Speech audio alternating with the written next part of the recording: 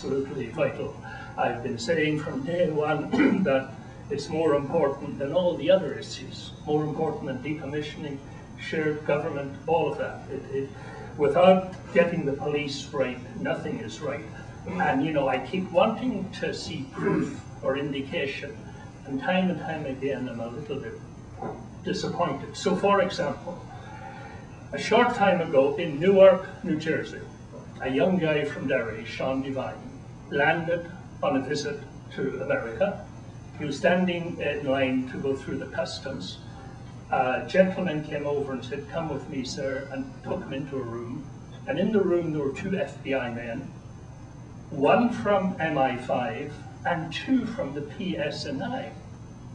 And their proposition was simple: become an informer on the Republican movement and we'll allow you into the country and we'll pay you.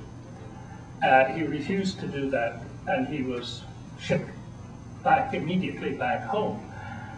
And you know, then when you read that, you say to yourself, I mean, what is the PSNI doing in Newark, New Jersey? A legitimate question for a legislator from that state. Does that inspire confidence?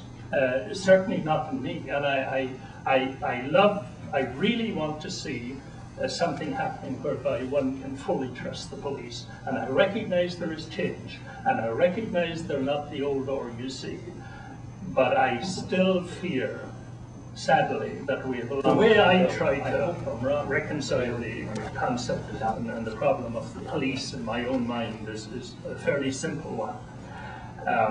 Can Gerry Adams and Alex Maskey look at the Finucane family in the eye and today assure them that all the terrible bad old days and bad practices and bad people are gone, and that they could recommend a young nationalist, a young Catholic, to join the police with honor and pride, convinced that he is going to be fairly serving all the people?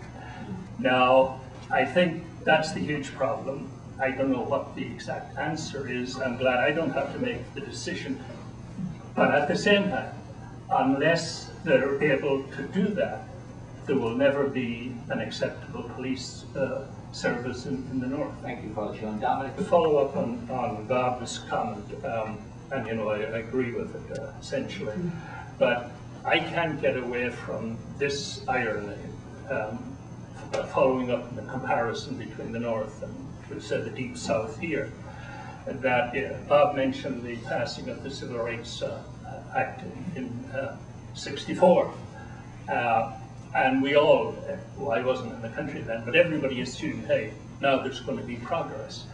The profound, to me, the profound irony of that was that it was just after the Civil Rights Act was passed that J. Edgar Hoover, that awful man, made a commitment to destroy Martin Luther King and his movement. Ferocious irony in that. When everybody thought the US government, the President, the House and Senate, despite all the segregationists there, that have passed this legislation, were moving forward, secretly, the FBI said, no, we're not. We're going to destroy these guys and their leadership. And every time I think of this parallel, it sends chills down my spine. I'm not disputing the fact that under Tony Blair, enormous progress has been made. And in fact, it's sort of nice for someone like myself to be able to say here publicly that for the first time in my life, I'm able to say nice things about a British Prime Minister, and yet to say nothing ever changes at home. Well, yeah, there are changes. The really sinister matter is that a lot of those arms and equipment and logistics were supplied to them by British security services. So that deepens the plot. I mean, nobody can seriously think that any government, well, maybe some would, that was a government supplying the IRA arms. The serious thing about the loyalist armed violence is that the British ultimately supplied a lot of the stuff to them, and that's a big, big problem.